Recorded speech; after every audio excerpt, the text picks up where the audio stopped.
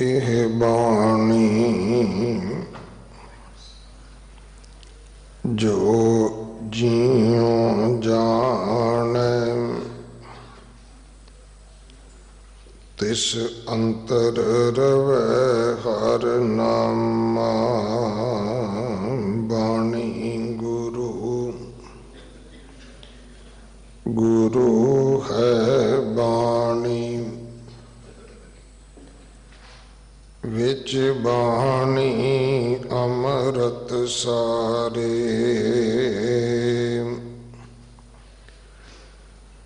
गुरबाणी कहे सेवक जन मानै परतख गुरु निस्तारै।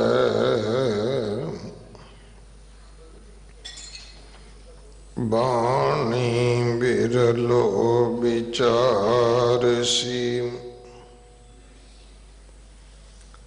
जे को गुरमुख होए।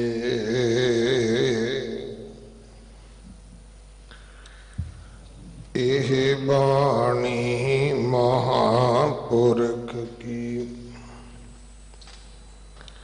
निज कर वासा होए।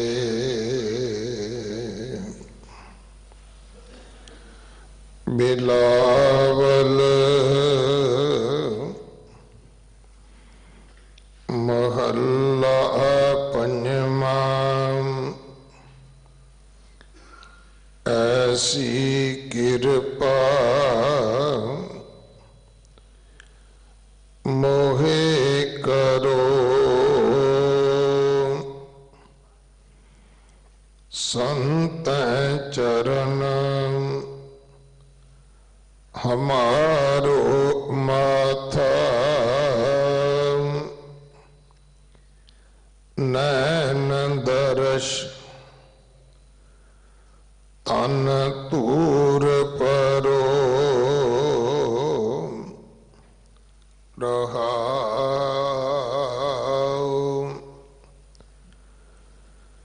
गुर को शब्द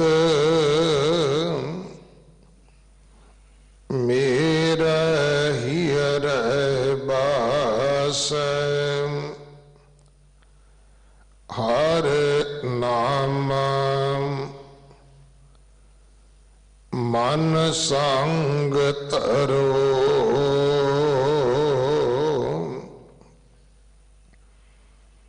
तस कर पंच निवारो ठाकुर।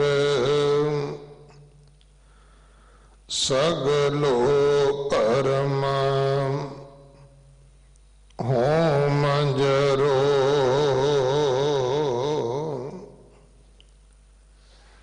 जो तुम करो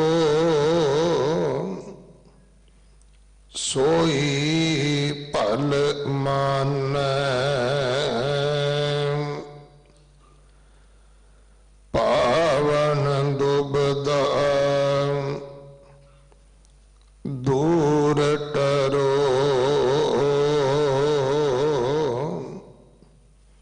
नानक के प्रभ तुम ही दाते। संत संग ले मोहे उदरो।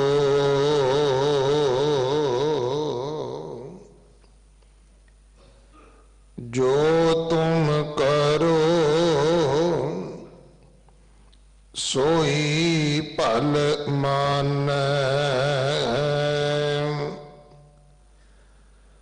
पावन दुबदा दूर टरो। नानक के प्रभ तुम ही दाते। संत संग ले मोहे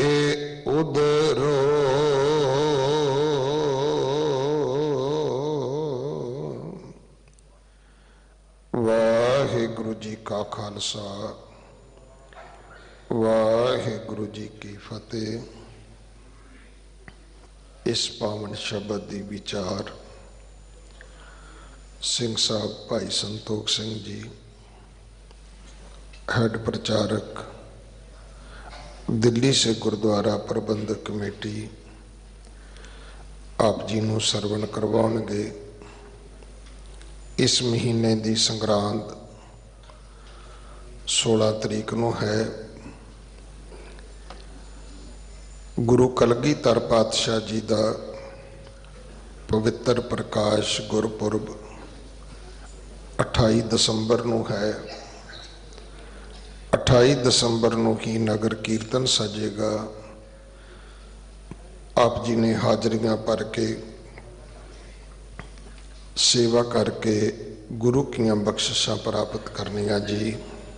वाहिगुरु जी का खालसा वाहिगुरु जी की फतेह।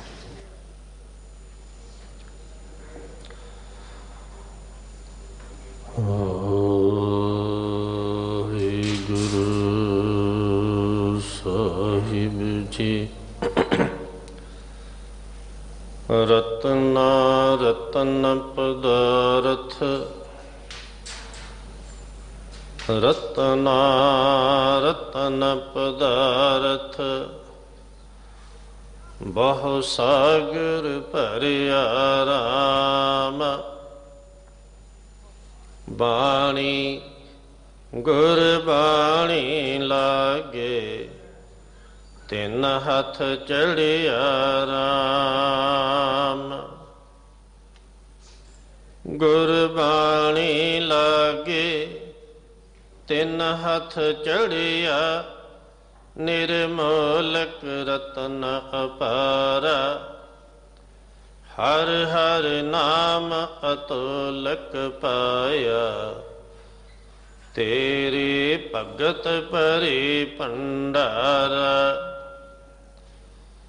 समुंद विरोल शरीर हम देखिया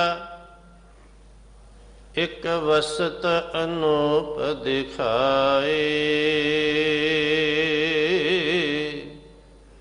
गुरु गोविंद गोविंद गुरु है नानक भेद न पाए।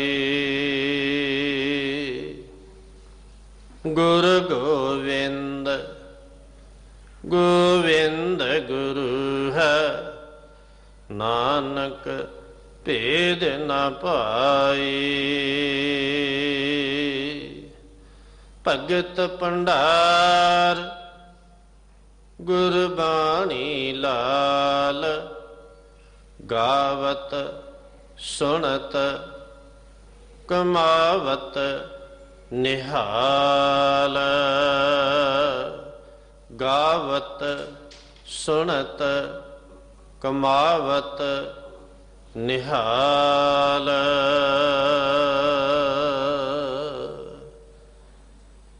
जुगो जुग अटल सदगुरु चवर छत्र तखत दे मालक जग दी जोत वालिए दो जहान मनुखता दे रहबर तुर की बाणी शब्द गुरु धन धन साहिब श्री गुरु ग्रंथ साहिब जी महाराज जी दे पावन पवित्र हजूरी का आनंद माण रहे सतसंगी जनों। आप सर्बत वडभागे हो। बाला प्रीतम ऐसे दीन दयाल सतगुरु जिन्हां दे दर्शन करदे आ और जिन्हां दे पावन उपदेशां नूं समझदे आ विचारदे आ जीवन दे अंदरों दुखां कलेशां दी निवृत्ति हुंदी है। श्री हरि कृष्ण धियाईया जिस डिठे सब दुख जाए। कलगीधर पिता ने अपने कर कमलों के नाल जिन्हां दे बारे लिखना किया और सानू समझाउणा किया। उन्हां दा पावना स्थान गुरुद्वारा बंगला साहिब की यात्रा करते हुए आप सारे ही बख्शिशां दे पात्र बन रहे हो। सारे ही आपां करिए मन बिरतियां नूं एकागर ਜੋ ਆਪ ਜੀ ਨੇ ਸਿੰਘ ਸਾਹਿਬ ਗਿਆਨੀ ਰਣਜੀਤ ਸਿੰਘ ਜੀ ਪਾਸੋਂ, ਜੋ ਕਿ ਇਸ ਪਾਵਨ ਅਸਥਾਨ ਦੇ ਹੈੱਡ ਗ੍ਰੰਥੀ ਸਾਹਿਬ ਹਨ, ਬੜੇ ਪਿਆਰ ਦੇ ਨਾਲ ਆਪ ਜੀ ਨੇ ਪਾਵਨ ਸ਼ਬਦ ਸ਼ਰਵਣ ਕੀਤਾ ਹੈ। ਆਓ ਇਸ ਵਿਚਾਰ ਦੇ ਨਾਲ ਜੁੜਨ ਤੋਂ ਪਹਿਲਾਂ ਸਾਰੇ ਹੀ ਮਨ ਬ੍ਰਿਤੀਆਂ ਨੂੰ ਕਰੀਏ ਇਕਾਗਰ, ਔਰ ਇਹ ਅਰਦਾਸ ਕਰੀਏ ਸਤਿਗੁਰੂ ਮਹਾਰਾਜ ਆਪ ਵਿੱਚ ਵਰਤ ਕਰਕੇ ਆਪਣੇ ਉਪਦੇਸ਼ਾਂ ਦੀ ਵਿਚਾਰ ਆਪ ਕਰਵਾ ਲੈਣੀ, ਕਿਉਂਕਿ ਅਸੀਂ ਅਲਪੱਗ ਜੀਵ ਹਾਂ, ਕਲਯੁਗੀ ਜੀਵ ਹਾਂ। ਜਿਸ ਅਵਸਥਾ ਦੇ ਵਿੱਚ ਪਹੁੰਚ ਕਰਕੇ ਆਪ ਜੀ ਨੇ ਇਹ ਬਾਣੀ ਅੰਕਿਤ ਕੀਤੀ, ਬਾਣੀ ਉਚਾਰਨ ਕੀਤੀ, ਬਾਣੀ ਸਾਡੇ ਤੱਕ ਪਹੁੰਚਾਉਣਾ ਕੀਤੀ, ਸਾਡੀ ਕਲਯੁਗੀ ਜੀਵਾਂ ਦੀ ਉਹ ਅਵਸਥਾ ਨਹੀਂ ਹੈ ਕਿ ਅਸੀਂ ਆਪਣੀ ਮਤ ਦੇ ਨਾਲ ਆਪ ਜੀ ਦੇ ਪਾਵਨ ਉਪਦੇਸ਼ਾਂ ਨੂੰ ਸਮਝ ਸਕੀਏ। ਆਪ ਹੀ ਵਿੱਚ ਵਰਤ ਕਰਕੇ ਆਪਣੇ ਪਾਵਨ ਉਪਦੇਸ਼ਾਂ ਦੀ ਵਿਚਾਰ ਕਰਵਾ ਲੈਣੀ ਜੀ। ਸਾਰੇ ਹੀ ਰਸਨਾ ਨੂੰ ਕਰੋ ਪਵਿੱਤਰ। ਸਾਰੇ ਆਖੋ ਭਾਈ ਸਤਿਨਾਮ ਵਾਹਿਗੁਰੂ। ਪਾਵਨ ਸ਼ਬਦ ਸਤਿਗੁਰੂ ਅਰਜਨ ਦੇਵ ਜੀ ਮਹਾਰਾਜ ਜੀ ਦਾ ਉਚਾਰਨ ਕੀਤਾ ਹੋਇਆ ਬਿਲਾਵਲ ਰਾਗ ਦੇ ਅੰਦਰ ਧੰਨ ਧੰਨ ਸਾਹਿਬ ਸ੍ਰੀ ਗੁਰੂ ਗ੍ਰੰਥ ਸਾਹਿਬ ਜੀ ਮਹਾਰਾਜ ਜੀ ਦੇ ਪਾਵਨ ਅੰਕ 828 ਤੇ ਹੈ। ਇੱਧਰ ਹਾਉ ਦੀਆਂ ਪੰਕਤੀਆਂ ਬੜੀਆਂ ਸਾਨੂੰ ਗਿਆਨ ਬਖਸ਼ਦੀਆਂ ਹਨ, ਸਾਡੇ ਜੀਵਨ ਨੂੰ ਸੇਧ ਦਿੰਦੀਆਂ ਹਨ, ਸਾਨੂੰ ਭਟਕਣਾ ਤੋਂ ਬਚਾਉਂਦੀਆਂ ਹਨ, ਸਾਨੂੰ ਦੁਬਿਧਾ ਦੇ ਵਿੱਚ ਪਾਉਣ ਤੋਂ ਬਚਾਉਂਦੀਆਂ ਹਨ।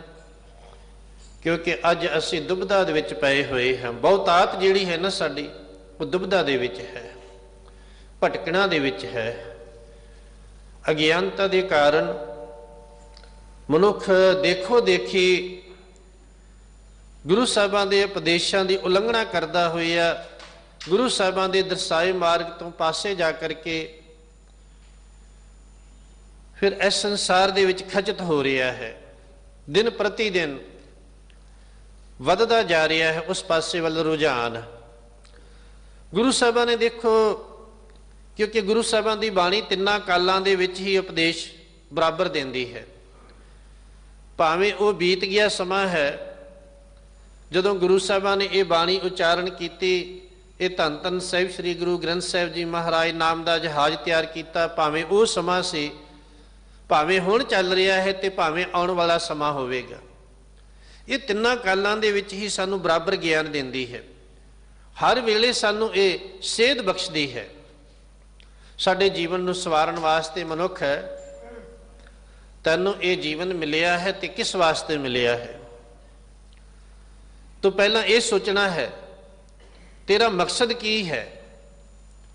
ਜਦੋਂ ਤੂੰ ਇਹ ਸੋਚਣਾ ਕਰੇਗਾ, ਫਿਰ ਗੁਰੂ ਦੇ ਉਪਦੇਸ਼ਾਂ ਦੇ ਨਾਲ ਸਾਂਝ ਪਾਵੇਂਗਾ ਤੇ ਗੁਰੂ ਦਾ ਇੱਕ ਇੱਕ ਉਪਦੇਸ਼ ਤੇਰਾ ਮਾਰਗ ਦਰਸ਼ਨ ਕਰੇਗਾ। ਇੱਕ ਇੱਕ ਉਪਦੇਸ਼ ਗੁਰੂ ਸਾਹਿਬਾਂ ਦਾ ਤੇਰੇ ਵਾਸਤੇ ਗਿਆਨ ਦਾ ਚਾਨਣ ਹੋਵੇਗਾ, ਪ੍ਰਕਾਸ਼ ਰੂਪੀ ਤੇਰੇ ਵਾਸਤੇ ਮਾਰਗ ਦਰਸ਼ਨ ਹੋਵੇਗਾ, ਪ੍ਰਕਾਸ਼ ਦੇਵੇਗਾ ਇਹ ਗੁਰੂ ਦਾ ਗਿਆਨ, ਗੁਰੂ ਦਾ ਸ਼ਬਦ ਤੇਰੇ ਜੀਵਨ ਨੂੰ ਸਹੀ ਰਸਤੇ ਤੇ ਤੋਰਨ ਵਾਸਤੇ। ਸਿੱਧਾ ਰਸਤਾ ਸਤਿਗੁਰੂ ਮਹਾਰਾਜ ਜੀ ਸਾਨੂੰ ਸਾਰਿਆਂ ਨੂੰ ਦਰਸਾ ਰਹੇ ਹਨ। ਪੰਚਮ ਪਾਤਸ਼ਾਹ ਬਖਸ਼ਿਸ਼ ਕਰਦੇ ਹਨ, ਐਸੀ ਕਿਰਪਾ ਮੋਹੇ ਕਰ। ਹੇ ਵਾਹਿਗੁਰੂ ਜੀ, ਹੇ ਪ੍ਰਭੂ ਜੀ, ਮੇਰੇ ਤੇ ਇਹ ਮਿਹਰ ਕਰੋ। ਕਿਹੜੀ ਮਿਹਰ ਕਰੋ, ਬਖਸ਼ਿਸ਼ ਕਿਹੜੀ ਕਰੋ? ਕੀ ਮੰਗਦੇ ਹਨ ਸਤਿਗੁਰੂ ਅਰਜਨ ਦੇਵ ਜੀ ਮਹਾਰਾਜ, ਔਰ ਸਾਨੂੰ ਕੀ ਮੰਗਣ ਵਾਸਤੇ ਉਪਦੇਸ਼ ਦੇ ਰਹੇ ਹਨ? ਕਿਤੇ ਸਾਡੀ ਵੀ ਅਵਸਥਾ ਇਹ ਬਣ ਜਾਵੇ ਔਰ ਅਸੀਂ ਵੀ ਇਹ ਮੰਗਣਾ ਸ਼ੁਰੂ ਕਰ ਦਈਏ, ਐਸੀ ਕਿਰਪਾ ਮੋਹੇ ਕਰੋ। ਕਿਹੜੀ ਕਿਰਪਾ ਸਾਧ ਸੰਗਤ ਜੀ? ਸੰਤ ਚਰਨ ਹਮਾਰੋ ਮਾਥਾ, ਨੈਣ ਦਰਸ ਤਨ ਧੂਰ ਪਰ। ਹੁਣ ਸੰਤ ਕਿਹੜੇ ਹਨ ਸਾਧ ਸੰਗਤ ਜੀ? ਇੱਥੇ ਆ ਕਰਕੇ ਸਾਡੇ ਮਨ ਅੰਦਰ ਦੁਬਿਧਾ ਪਈ ਹੋਈ ਹੈ। ਜਿਸ ਵੇਲੇ ਸਤਿਗੁਰੂ ਅਰਜਨ ਦੇਵ ਜੀ ਮਹਾਰਾਜ ਨੇ ਧਿਆਨ ਆਪਾਂ ਗੁਰੂ ਚਰਨਾਂ ਨਾਲ ਜੋੜੀਏ, ਸਤਿਗੁਰੂ ਅਰਜਨ ਦੇਵ ਜੀ ਮਹਾਰਾਜ ਨੇ ਜਿਸ ਵੇਲੇ ਸੰਤਾਂ ਦੀ ਗੱਲ ਕੀਤੀ, ਉਸ ਵੇਲੇ ਗੁਰੂ ਸਾਹਿਬਾਂ ਦੇ ਸਾਹਮਣੇ ਸੰਤ ਕਿਹੜੇ ਸਨ? ਕਿਹੜੇ ਸੰਤ ਸਨ ਉਸ ਵੇਲੇ ਸਾਧ ਸੰਗਤ ਜੀ? ਇਹ ਸਾਨੂੰ ਸੋਚਣਾ ਪਵੇਗਾ। ਗੁਰੂ ਸਾਹਿਬਾਂ ਦੇ ਸਾਹਮਣੇ ਉਸ ਵੇਲੇ ਕਿਹੜੇ ਸੰਤ ਸਨ? ਜਿਨ੍ਹਾਂ ਦੇ ਉਪਦੇਸ਼ਾਂ ਦੇ ਨਾਲ ਜੁੜਨ ਵਾਸਤੇ ਸਤਿਗੁਰੂ ਮਹਾਰਾਜ ਜੀ ਸਾਨੂੰ ਗਿਆਨ ਦੇ ਰਹੇ ਹਨ। ਸਤਿਗੁਰੂ ਗੁਰੂ ਨਾਨਕ ਦੇਵ ਜੀ ਮਹਾਰਾਜ, ਸਤਿਗੁਰੂ ਗੁਰੂ ਅੰਗਦ ਦੇਵ ਜੀ ਮਹਾਰਾਜ, ਸਤਿਗੁਰੂ ਗੁਰੂ ਅਮਰਦਾਸ ਜੀ ਮਹਾਰਾਜ, ਸਤਿਗੁਰੂ ਗੁਰੂ ਰਾਮਦਾਸ ਜੀ ਮਹਾਰਾਜ, ਸਤਿਗੁਰੂ ਪੰਚਮ ਪਾਤਸ਼ਾਹ ਸਾਨੂੰ ਇਹ ਗਿਆਨ ਬਖਸ਼ ਰਹੇ ਹਨ, ਧਿਆਨ ਦਿਵਾ ਰਹੇ ਹਨ। ਪਿਆਰਿਓ, ਉਹਨਾਂ ਦੇ ਉਪਦੇਸ਼ਾਂ ਨੂੰ ਆਪਣੇ ਜੀਵਨ ਵਿੱਚ ਵਸਾਉਣਾ ਕਰੋ। ਚਰਨ ਕੋਈ ਪੈਰ ਨਹੀਂ ਜਿਹੜੇ ਅਸੀਂ ਜਾ ਕਰਕੇ ਪੈਰ ਪਕੜਨੇ ਹਨ। ਸਰੀਰ ਰੂਪੇ ਅਸੀਂ ਪੈਰ ਪਕੜ ਵੀ ਲਈਏ, ਪੈਰ ਪਕੜਨ ਦੇ ਨਾਲ ਕੁਛ ਨਹੀਂ ਬਣਦਾ ਸਾਧ ਸੰਗਤ, ਜਿੰਨੀ ਦੇਰ ਉਸ ਗਿਆਨ ਨੂੰ ਜੀਵਨ ਵਿੱਚ ਨਹੀਂ ਲਿਆਵਾਂਗੇ। ਦਿੱਤਾ ਹੋਇਆ ਉਪਦੇਸ਼, ਦਰਸਾਇਆ ਹੋਇਆ ਮਾਰਗ ਹੀ ਗੁਰੂ ਸਾਹਿਬਾਂ ਦੇ ਚਰਨ ਹਨ, ਸੰਤਾਂ ਦੇ ਚਰਨ ਹਨ। ਸੰਤੈ ਚਰਨ ਹਮਾਰੋ ਮਾਥਾ, ਮੇਰੇ ਮਸਤਕ ਦੇ ਵਿੱਚ, ਮੇਰੇ ਦਿਮਾਗ ਦੇ ਵਿੱਚ ਸਤਿਗੁਰੂ ਦਾ ਦਰਸਾਇਆ ਹੋਇਆ ਗਿਆਨ ਵਸ ਜਾਵੇ। ਹੁਣ ਕਿਰਪਾ ਦਾ ਪਾਤਰ ਬਣ ਜਾਵਾਂ ਤੇ ਨੈਣ ਦਰਸ ਔਰ ਨੇਤਰਾਂ ਦੇ ਨਾਲ ਮੈਂ ਉਹਨਾਂ ਦੇ ਦਰਸ਼ਨ ਕਰਾਂ, ਭਾਵ ਸ਼ਬਦ ਰੂਪੀ ਦਰਸ਼ਨ, ਉਪਦੇਸ਼ਾਂ ਰੂਪੀ ਦਰਸ਼ਨ। ਸਰੀਰ ਦੇ ਦਰਸ਼ਨ ਕਰਦੇ ਰਹੀਏ ਸਾਧ ਸੰਗਤ ਜੀ, ਤੇ ਜੇ ਉਸ ਮਾਰਗ ਤੇ ਨਾ ਚੱਲੀਏ ਜਿਹੜਾ ਮਾਰਗ ਦਰਸਾਇਆ ਹੈ ਗੁਰੂ ਸਾਹਿਬਾਂ ਨੇ। ਅਸੀਂ ਗੁਰੂ ਗ੍ਰੰਥ ਸਾਹਿਬ ਜੀ ਮਹਾਰਾਜ ਦੇ ਦਰਸ਼ਨ ਕਰਦੇ ਰਹੀਏ, ਰੁਮਾਲੇ ਚੁੱਕ ਕਰਕੇ ਵੀ ਦਰਸ਼ਨ ਕਰਦੇ ਰਹੀਏ, ਅਸੀਂ ਰੁਮਾਲਿਆਂ ਸਹਿਤ ਵੀ ਗੁਰੂ ਸਾਹਿਬਾਂ ਦੇ ਦਰਸ਼ਨ ਕਰਦੇ ਰਹੀਏ, ਤੇ ਜੇ ਵਿੱਚ ਦਿੱਤੇ ਹੋਏ ਗਿਆਨ ਨੂੰ ਜਿਹੜਾ ਥਾਲ ਪਰੋਸਿਆ ਹੀਰੇ ਜਵਾਹਰਿਆਤਾਂ ਦਾ, ਗੁਣਾ ਰੂਪੀ ਜਿਹਦੇ ਇਹਦੇ ਅੰਦਰ ਹੀਰੇ ਜਵਾਹਰਿਆਤ ਭਰੇ ਪਏ ਹਨ, ਸਾਧ ਸੰਗਤ ਜੇ ਅਸੀਂ ਉਹਨਾਂ ਨੂੰ ਪ੍ਰਾਪਤ ਨਹੀਂ ਕਰਾਂਗੇ, ਉਸ ਅਨੁਸਾਰ ਆਪਣੇ ਜੀਵਨ ਨੂੰ ਨਹੀਂ ਚਲਾਉਣਾ ਕਰਾਂਗੇ, ਤੇ ਕੀ ਅਸੀਂ ਗੁਰੂ ਸਾਹਿਬਾਂ ਦੀ ਕਿਰਪਾ ਦੇ ਪਾਤਰ ਬਣ ਸਕਦੇ ਹਾਂ? ਆਪਣੀ ਮੰਜ਼ਿਲੇ ਮਕਸੂਦ ਨੂੰ ਪ੍ਰਾਪਤ ਕਰ ਸਕਦੇ ਹਾਂ?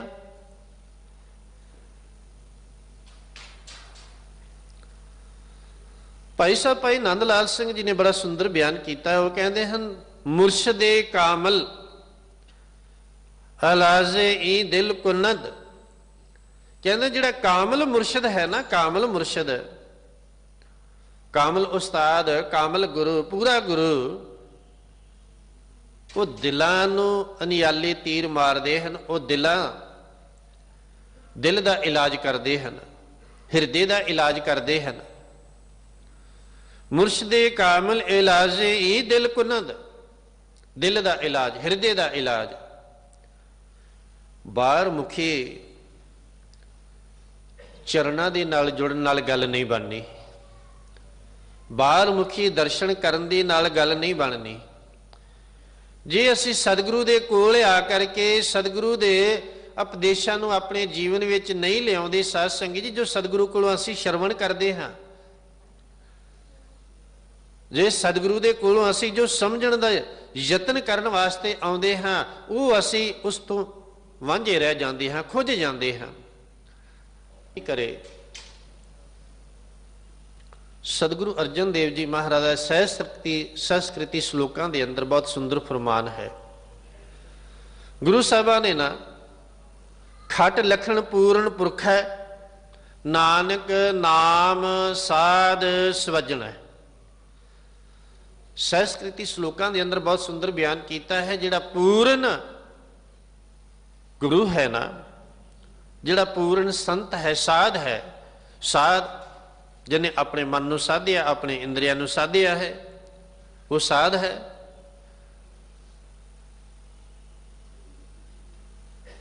ਦੇਖੋ ਗੁਰੂ ਅਰਜਨ ਦੇਵ ਜੀ ਮਹਾਰਾਜ ਸਾਨੂੰ ਕਿੰਨਾ ਸੁੰਦਰ ਗਿਆਨ ਦੇ ਰਹੇ ਹਨ, ਪਰ ਫਿਰ ਵੀ ਅਸੀਂ ਭੀੜ ਵਿੱਚ ਲੱਗੇ ਹੁੰਦੇ ਹਾਂ, ਮਨੁੱਖਾਂ ਦੇ ਕੋਲ ਹੀ, ਜਿਨ੍ਹਾਂ ਨੇ ਆਪਣੇ ਜੀਵਨ ਨੂੰ ਸਾਧਿਆ ਵੀ ਨਹੀਂ, ਜਿਨ੍ਹਾਂ ਦੇ ਕੋਲ ਇਹ ਗੁਣ ਵੀ ਨਹੀਂ।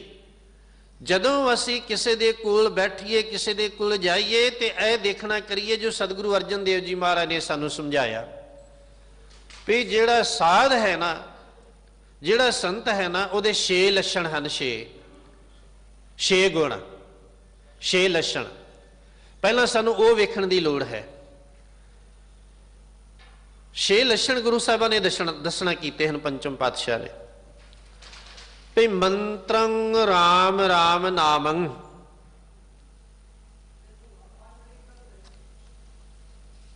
ਧਿਆਨੰ ਸਰਬਤਰ ਪੂਰਣੈ। ਕਹਿੰਦੇ ਜਿਹੜਾ ਸਾਧ ਹੈ ਨਾ, ਉਹ ਧਿਆਨ ਕਿਹਦਾ ਧਰਦਾ ਹੈ? ਕਿਸੇ ਪੱਥਰ ਦਾ ਨਹੀਂ ਧਰਦਾ, ਕਿਸੇ ਤਸਵੀਰ ਦਾ ਨਹੀਂ ਧਰਦਾ, ਕਿਸੇ ਹੋਰ ਮੂਰਤੀ ਦਾ ਨਹੀਂ ਧਰਦਾ। ਜਿਹੜਾ ਪੂਰਨ ਸਾਧੂ ਹੈ ਉਹ ਤੇ ਆਪਣੇ ਹਿਰਦੇ ਦੇ ਅੰਦਰ ਉਸ ਦਾ ਜਾਪ ਕਰਦਾ ਹੈ ਜਿਹੜਾ ਸਰਬਤਰ ਪੂਰਨ ਹੈ, ਜਿਹੜਾ ਹਰ ਥਾਂ ਤੇ ਰਮਿਆ ਹੋਇਆ ਹੈ। ਇਹ ਲੱਛਣ ਹੈ ਪੂਰਨ ਸਾਧੂ ਦਾ, ਪੂਰਨ ਗੁਰੂ ਦਾ, ਪੂਰਨ ਉਪਦੇਸ਼ਕ ਦਾ, ਪੂਰਨ ਮੁਰਸ਼ਿਦ ਦਾ। ਮੰਤਰੰ ਰਾਮ ਰਾਮ ਨਾਮੰ, ਤੇ ਉਹ ਸਾਰਿਆਂ ਨੂੰ ਮੰਤਰ ਇੱਕੋ ਹੀ ਦਿੰਦਾ ਹੈ, ਸਾਰਿਆਂ ਨੂੰ ਗੁੜਤੀ ਇੱਕੋ ਹੀ ਦਿੰਦਾ ਹੈ, ਸਾਰਿਆਂ ਨੂੰ ਇੱਕੋ ਹੀ ਗੱਲ ਸਮਝਾਉਂਦਾ ਹੈ। ਭਾਈ ਜਿਹੜੇ ਵੀ ਤੁਸੀਂ ਇਸ਼ਟ ਦੇ ਵਿੱਚ ਵਿਸ਼ਵਾਸ ਰੱਖਦੇ ਹੋ ਨਾ, ਉਹਨੂੰ ਮੁੱਖ ਰੱਖਦਿਆਂ ਸਿਮਰਨ ਇੱਕ ਦਾ ਕਰੋ, ਰਾਮ ਰਾਮ ਨਾਮੰ, ਪਰਮਾਤਮਾ ਦਾ ਨਾਮ ਜਪੋ। ਭਾਵੇਂ ਤੁਸੀਂ ਉਸ ਨੂੰ ਗੋਡ ਕਹਿੰਦੇ ਹੋ, ਭਾਵੇਂ ਤੁਸੀਂ ਨੂੰ ਅੱਲਾ ਕਹਿੰਦੇ ਹੋ, ਭਾਵੇਂ ਤੁਸੀਂ ਉਸ ਨੂੰ ਰੱਬ ਜੀ ਕਹਿੰਦੇ ਹੋ, ਭਾਵੇਂ ਤੁਸੀਂ ਉਸ ਨੂੰ ਪਰਮਾਤਮਾ ਕਹਿੰਦੇ ਹੋ, ਭਾਵੇਂ ਤੁਸੀਂ ਉਸ ਨੂੰ ਵਾਹਿਗੁਰੂ ਕਹਿੰਦੇ ਹੋ, ਅਕਾਲ ਪੁਰਖ ਕਹਿੰਦੇ ਹੋ, ਧਿਆਨ ਉਹਦਾ ਧਰੋ। ਸਤਿਗੁਰੂ ਮਹਾਰਾਜ ਜੀ ਪੂਰਨ ਸਾਧੂ ਸਾਰਿਆਂ ਨੂੰ ਉਪਦੇਸ਼ ਇੱਕੋ ਹੀ ਦਿੰਦਾ ਹੈ, ਕਿਸੇ ਨਾਲ ਕੋਈ ਵਿਤਕਰਾ ਨਹੀਂ ਕਰਦਾ। ਇਹ ਹੈ ਉਹਦਾ ਪਹਿਲਾ ਲੱਛਣ। ਮੰਤਰੰ ਰਾਮ ਰਾਮ ਨਾਮੰ, ਧਿਆਨੰ ਸਰਬਤਰ ਪੂਰਨ। ਧਿਆਨ ਉਹਦਾ ਧਰਦਾ ਹੈ ਤੇ ਉਹਦਾ ਹੀ ਧਿਆਨ ਧਰਨ ਵਾਸਤੇ ਸਾਨੂੰ ਉਪਦੇਸ਼ ਦਿੰਦਾ ਹੈ। ਧਿਆਨੰ ਸਰਬਤਰ ਪੂਰਨ ਹੈ। ਫਿਰ ਦੂਸਰਾ ਉਹਦਾ ਲੱਛਣ ਹੈ ਗਿਆਨੰ ਸਮ ਦੁਖ ਸੁਖੰ, ਜੁਗਤ ਨਿਰਮਲ ਨਿਰਵੈਰਣੈ। ਕਹਿੰਦਾ ਉਹ ਨਿਰਮਲ ਵਿਚਾਰ ਦਿੰਦਾ ਹੈ ਤੇ ਨਿਰਮਲ ਹੀ ਉਹ ਗਿਆਨ ਦਿੰਦਾ ਹੈ, ਦੁੱਖ ਸੁੱਖ ਦੇ ਵਿੱਚ ਬਰਾਬਰ ਚੱਲਦਾ ਹੈ। ਗਿਆਨੰ ਸਮ ਦੁੱਖ ਸੁਖੰ, ਜੇ ਤੈਨੂੰ ਕੋਈ ਦੁੱਖ ਆ ਰਿਹਾ ਹੈ, ਸਰੀਰਕ ਤੌਰ ਤੇ ਸੰਸਾਰ ਦੀ ਮੁਸ਼ਕਲ ਆ ਰਹੀ ਹੈ, ਤੇ ਵੇਖੀ ਕਿਤੇ ਤੂੰ ਭਟਕ ਨਾ ਜਾਵੀਂ, ਗਿਆਨ ਵੀ ਇਹ ਦਿੰਦਾ ਹੈ। ਦੁੱਖ ਸੁੱਖ ਦੇ ਵਿੱਚ ਬਰਾਬਰ ਚੱਲੀ, ਇਹ ਨਾ ਹੋਵੇ ਕਿ ਸੁੱਖ ਆ ਜਾਵੇ ਤੇ ਤੂੰ ਢੋਲ ਢਮੱਕੇ ਵਜਾਉਣ ਲੱਗ ਪਵੇਂ, ਤੇ ਜੇ ਦੁੱਖ ਆ ਗਿਆ ਤੇ ਫਿਰ ਤੂੰ ਨੀਵੀਂ ਪਾ ਕੇ ਬੈਠ ਜਾਵੇਂ, ਉਦਾਸ ਹੋ ਜਾਵੇਂ, ਝੂਰਨ ਲੱਗ ਪਵੇਂ। ਵਾਹਿਗੁਰੂ ਦਾ ਨਾਮ ਦੋਨਾਂ ਅਵਸਥਾ ਦੇ ਵਿੱਚ ਤੂੰ ਬਰਾਬਰ ਜਪਣਾ ਹੈ। ਦੇਖੋ ਇਹ ਸਾਰਿਆਂ ਵਾਸਤੇ ਇਹ ਲੱਛਣ ਹਨ ਪੂਰਨ ਪੁਰਖ ਦੇ। ਜਿਹੜਾ ਅੱਜ ਅਸੀਂ ਸ਼ਬਦ ਗੁਰੂ ਸਾਹਿਬਾਂ ਨੇ ਸਾਨੂੰ ਦੇਣਾ ਕੀਤਾ ਹੈ, ਸਾਨੂੰ ਇਹ ਸਮਝਣ ਦੀ ਜ਼ਰੂਰਤ ਹੈ। ਅਸੀਂ ਤੇ ਬਿਨਾਂ ਵੇਖੇ ਬਿਨਾਂ ਡਿੱਠੇ ਹੀ ਭੀੜ ਵੇਖਦੇ ਹਾਂ ਤੇ ਉਧਰ ਨੂੰ ਚੱਲ ਪੈਂਦੇ ਹਾਂ। ਉੱਥੇ ਕਿਹੜਾ ਕਿਹੜਾ ਕੁਕਰਮ ਨਹੀਂ ਹੁੰਦਾ ਉਹ ਹੁਣ ਸਾਡੇ ਸਾਹਮਣੇ ਆ ਰਿਹਾ ਹੈ। ਜਦੋਂ ਤਾਂ ਮੀਡੀਆ ਨੇ ਥੋੜੀ ਜਿਹੀ ਤਰੱਕੀ ਕੀਤੀ ਹੈ, ਮੀਡੀਆ ਦੇ ਰਾਹੀਂ ਐਸੇ ਸੰਤਾਂ ਐਸੇ ਸਾਧੂਆਂ ਦੇ ਕਾਰਨਾਮੇ ਸਾਡੇ ਸਾਹਮਣੇ ਆ ਰਹੇ ਹਨ, ਜਿਹੜੇ ਗਰੀਬਾਂ ਵਿਚਾਰਿਆਂ ਦੀ ਲੱਖਾਂ ਕਰੋੜਾਂ ਦੀ ਜਾਇਦਾਦ ਪ੍ਰਾਪਰਟੀ ਹੜੱਪ ਕਰ ਲੈਂਦੇ ਹਨ, ਡਕਾਰ ਮਾਰ ਜਾਂਦੇ ਹਨ। ਤੇ ਫਿਰ ਕਹਿੰਦੇ ਹਨ ਕਿ ਮੈਂ ਤੇ ਉਡਾਰੀ ਮਾਰ ਜਾਂਦਾ ਹਾਂ, ਮੇਰਾ ਤੇ ਸਰੀਰ ਕਿਸੇ ਨੂੰ ਨਜ਼ਰ ਨਹੀਂ ਆਵੇਗਾ। ਅੱਜ ਇਹੋ ਜਿਹੇ ਸਾਧੂ ਜੇਲ੍ਹਾਂ ਦੇ ਵਿੱਚ ਡੱਕੇ ਪਏ ਹਨ, ਉੱਥੋਂ ਤੇ ਉਡਾਰੀ ਨਹੀਂ ਮਾਰ ਸਕਿਆ। ਗਰੀਬ ਜਨਤਾ ਨੂੰ, ਭੋਲੀ ਭਾਲੀ ਜਨਤਾ ਨੂੰ ਲੁੱਟਣ ਦਾ ਜਿਨ੍ਹਾਂ ਨੇ ਸੰਬੰਧ ਬਣਾਇਆ ਹੋਇਆ ਹੈ। ਸਾਧ ਸੰਗਤ ਜੀ ਸੁਚੇਤ ਹੋਣ ਦੀ ਜ਼ਰੂਰਤ ਹੈ। ਗੁਰੂ ਸਾਹਿਬ ਸਾਨੂੰ ਹਰ ਪੱਖ ਤੋਂ ਸੁਚੇਤ ਕਰਦੇ ਹਨ।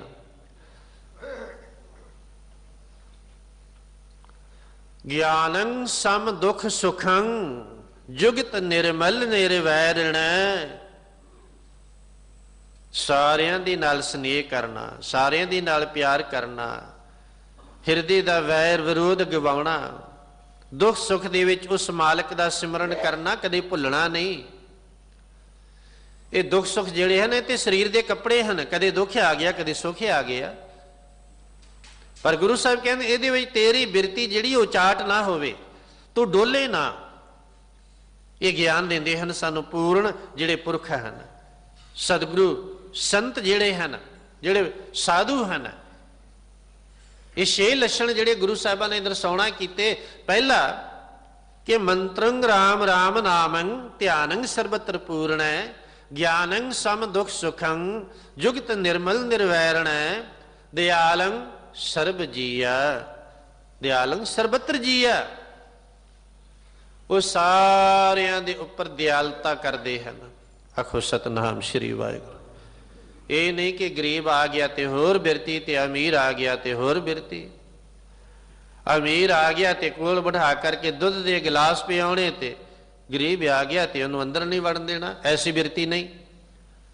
ਦਇਆਲੂ ਹਨ, ਐਸੇ ਦੀਨ ਦਿਆਲ ਪ੍ਰਭੂ ਦੇ ਪਿਆਰੇ, ਜਿਨ੍ਹਾਂ ਦੀ ਬਿਰਤੀ ਸਾਰਿਆਂ ਵਾਸਤੇ ਬਰਾਬਰ ਹੈ, ਜਿਨ੍ਹਾਂ ਦੀ ਨਜ਼ਰ ਸਾਰਿਆਂ ਵਾਸਤੇ ਇੱਕ ਹੈ।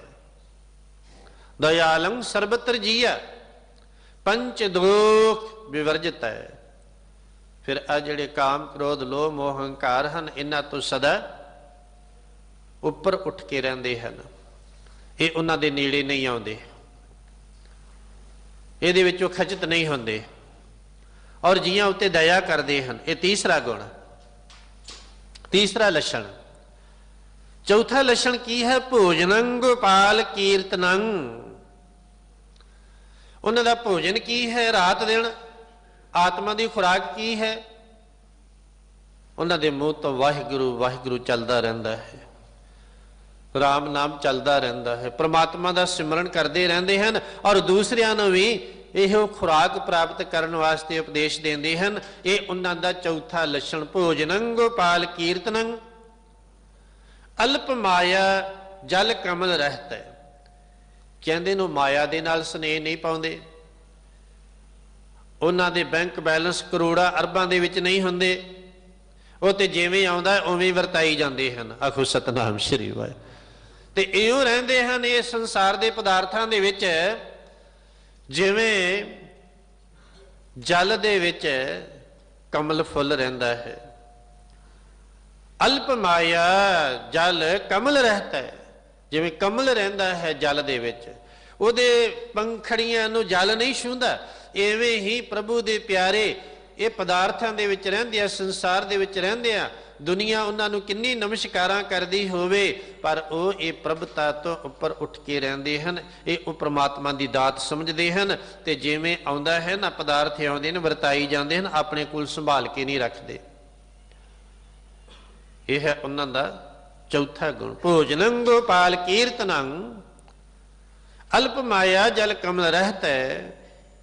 ਉਪਦੇਸ਼ੰ ਸਮ ਮਿੱਤਰ ਸਤਰ ਭਗਵੰਤ ਭਗਤ ਭਾਵਨੀ। ਕਹਿੰਦੇ ਨੂੰ ਉਹ ਇਹ ਨਹੀਂ ਕਿ ਆਪਣੇ ਨੇੜਤਾ ਵਾਲਾ ਆ ਗਿਆ ਤੇ ਉਹਨੂੰ ਉਪਦੇਸ਼ ਹੋਰ, ਤੇ ਜੋ ਕਿ ਥੋੜੀ ਜੀ ਦੂਸਰੇ ਮਜ਼ਹਬ ਦਾ ਆ ਗਿਆ ਤੇ ਉਹਨੂੰ ਉਪਦੇਸ਼ ਹੋਰ। ਉਪਦੇਸ਼ੰ ਸਮ ਮਿੱਤਰ ਸਤਰ ਹੈ। ਕਹਿੰਦੇ ਨੇ ਬਰਾਬਰ ਇੱਕੋ ਹੀ ਉਪਦੇਸ਼ ਦਿੰਦੇ ਹਨ, ਇੱਕੋ ਹੀ। ਉਹਨਾਂ ਦੇ ਹਿਰਦੇ ਦੇ ਅੰਦਰ ਜਾਤ ਪਾਤ ਦਾ ਕੋਈ ਭਿੰਨ ਭੇਦ ਨਹੀਂ ਹੁੰਦਾ, ਉੱਚੇ ਨੀਵੇਂ ਦਾ ਕੋਈ ਭਿੰਨ ਭੇਦ ਨਹੀਂ ਹੁੰਦਾ। ਉਹ ਤੇ ਸਦਾ ਹੀ ਉਪਦੇਸ਼ ਦਿੰਦੇ ਹਨ। ਉਹਨਾਂ ਦੇ ਹਰ ਕਿਰਿਆ ਦੇ ਵਿੱਚ ਉਪਦੇਸ਼ ਹੁੰਦਾ ਹੈ। ਇਹ ਲੱਛਣ ਹਨ ਹਰ ਕਿਰਿਆ ਦੇ ਵਿੱਚ। ਉਪਦੇਸ਼ੰ ਸਮ ਮਿੱਤਰ ਸਤਰ ਭਗਵੰਤ ਭਗਤ ਭਾਵਨੀ। ਤੇ ਕਹਿੰਦੇ ਨੇ ਪਿਆਰਿਓ, ਉਸ ਭਗਵੰਤ ਦੇ ਨਾਲ ਪਿਆਰ ਪਾ ਕੇ ਰੱਖਿਆ ਕਰੋ। ਤੁਹਾਡੀ ਭਾਵਨਾ, ਤੁਹਾਡੀ ਸ਼ਰਧਾ ਦ੍ਰਿੜ ਹੋ ਜਾਵੇ, ਪੱਕੀ ਹੋ ਜਾਵੇ। ਐਸੇ ਉਹਨਾਂ ਦਾ ਹਿਰਦਾ ਮਜ਼ਬੂਤ ਹੁੰਦਾ ਹੈ। ਉਹ ਦੁੱਖ ਦੇ ਵਿੱਚ ਵੀ ਨਹੀਂ ਡੋਲਦੇ ਤੇ ਸੁੱਖ ਦੇ ਵਿੱਚ ਵੀ ਇਹ ਨਹੀਂ ਕਹਿੰਦੇ ਕਿ ਇਹ ਮੇਰੇ ਗੁਨਾਹ ਕਰਕੇ ਆਇਆ ਹੈ। ਨਹੀਂ, ਇਹ ਉਹਦੀ ਕਿਰਪਾ ਹੈ, ਉਹਦੀ ਬਖਸ਼ਿਸ਼ ਹੈ। ਐਸਾ ਗਿਆਨ ਉਹ ਆਪ ਵੀ ਆਪਣੇ ਜੀਵਨ ਵਿੱਚ ਹੰਡਾਉਂਦੇ ਹਨ ਤੇ ਸਾਰਿਆਂ ਨੂੰ ਵੀ ਦਿੰਦੇ ਹਨ। ਇਹ ਪੰਜਵਾਂ ਗੁਣ, ਪੰਜਵਾਂ ਲੱਛਣ। ਤੇ ਛੇਵਾਂ, ਪਰ ਨਿੰਦਾ ਨੈ ਸ਼ਰੋਤ ਸ਼ਰਵਣੰ ਆਪ ਤਿਆਗ ਸਗਲ ਰੇਣਕ ਹੈ। ਇਹ ਛੇਵਾਂ ਲੱਛਣ ਮਹਾਂਪੁਰਖਾਂ ਦਾ, ਸਾਧੂਆਂ ਦਾ, ਸੰਤਾਂ ਦਾ। ਅੱਜ ਕਿਤੇ ਲੱਛਣ ਵੇਖਣ ਨੂੰ ਨਜ਼ਰ ਆਉਂਦੇ ਹਨ, ਫਿਰ ਅਸੀਂ ਕਹਿ ਦਿੰਦੇ ਹਾਂ ਇਹ ਸੰਤ ਹਨ। ਫਿਰ ਕਿੱਥੇ ਸਾਡੀ ਕਮੀ ਹੋਈ ਸਾਧ ਸੰਗਤ ਜੀ? ਇਹ 6 ਲੱਛਣ ਗੁਰੂ ਸਾਹਿਬਾਨ ਨੇ ਸਾਨੂੰ ਸੰਸਕ੍ਰਿਤੀ ਸ਼ਲੋਕਾਂ ਦੇ ਵਿੱਚ ਦਰਸਾਉਣਾ ਕੀਤੇ ਕਿ ਇਹ ਤੁਹਾਨੂੰ ਪ੍ਰਮਾਤਮਾ ਨੇ ਬੁੱਧੀ ਦਿੱਤੀ ਹੈ। ਦੇਖਣਾ ਕਰੋ ਕਿ ਇਹ ਲੱਛਣ ਉਸ ਪ੍ਰਾਣੀ ਦੇ ਵਿੱਚ ਹਨ ਜਿਹਨੂੰ ਅਸੀਂ ਸੰਤ ਕਹਿ ਰਹੇ ਹਾਂ, ਜਿਹਨੂੰ ਅਸੀਂ ਸਾਧੂ ਕਹਿ ਰਹੇ ਹਾਂ।